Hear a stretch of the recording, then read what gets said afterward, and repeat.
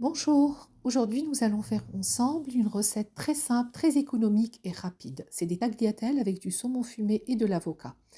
Nous allons commencer par faire cuire les tagliatelles ou autres pâtes dans une eau bien salée.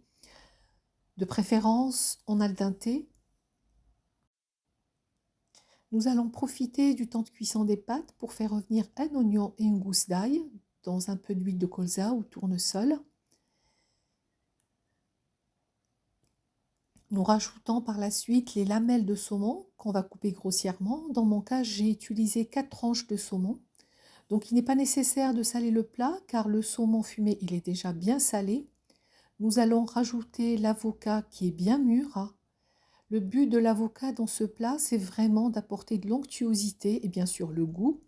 Cela va nous permettre d'utiliser une crème fraîche, très légère et donc d'avoir une sauce qui sera onctueuse, goûteuse et légère. Donc lors de la cuisson, n'hésitez pas à écraser l'avocat. Ce n'est pas grave si le saumon fumé se désintègre lors de la cuisson. Il va perdre en masse, c'est normal, c'est la matière grasse qui va se dégager, c'est ce qui va donner du goût au plat. Et nous allons venir déglacer tout cela avec un ingrédient magique qui est du vinaigre balsamique. Je vous conseille vraiment de prendre une bonne marque. Il va donner un goût exceptionnel au plat. Je m'en sers souvent. Et donc, on rajoute la crème fraîche légère.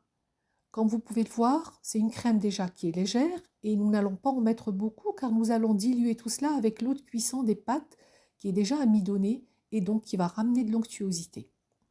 On mélange bien le tout, n'ayez pas peur de tout écraser, au contraire, tous les goûts vont bien s'amalgamer. J'ai rajouté un peu de poivre noir et comme vous pouvez voir, je n'ai pas salé.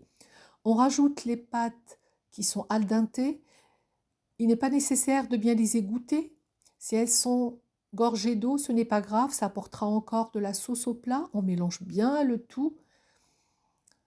Et puis, au moment du service, n'hésitez pas à mettre un peu de granat ou un peu de parmesan.